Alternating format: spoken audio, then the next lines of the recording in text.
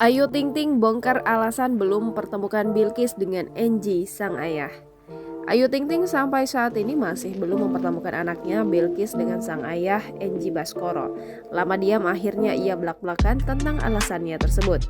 Hal itu ia ungkap saat berada di channel YouTube Denny Sumargo dilansir Instagram Lame Gosip pada Minggu 24 Oktober 2021.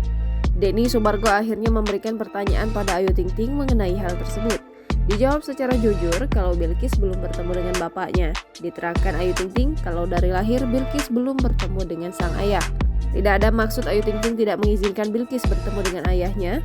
Disebutkan kalau anak tersebut dizolimi oleh mantan suaminya. Dikatakan juga kalau selama Ayu Ting Ting hamil, sosok mantan suami tidak pernah hadir. Denny Sumargo menyebut hanya ibu yang punya anak bisa paham masalah tersebut, kalau belum punya anak belum paham.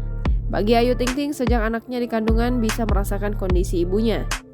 Komentar beragam pun menghampiri Instagram Lame Gosip. Jangan lupa subscribe, share, komen, dan like ya!